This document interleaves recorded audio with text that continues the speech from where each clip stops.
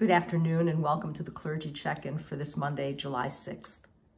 In this week's Torah portion of Pinchas, we find an interesting piece of legislation. Moses had been given instruction by God that when the Israelites enter into the new land, Moses is to divide the land according to the various tribes. The basis of that division is rooted in the census that was taken at the very beginning of the book of Numbers. As we know, that census only pertained to the men within the community.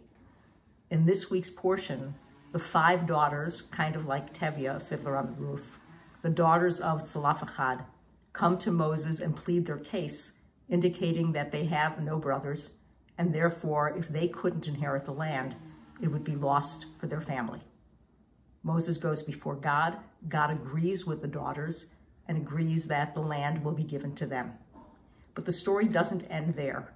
Initially, it seems like a great victory.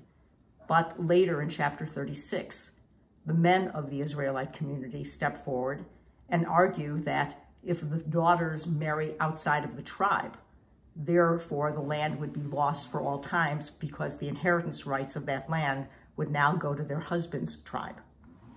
And so God thinks it over again, so to speak, and agrees with the Israelite men and instructs the daughters that if they marry, they must marry within their tribe in order to inherit.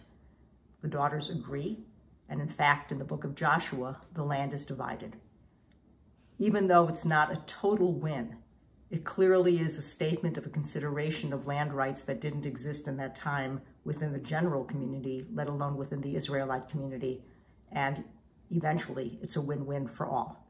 Have a great afternoon.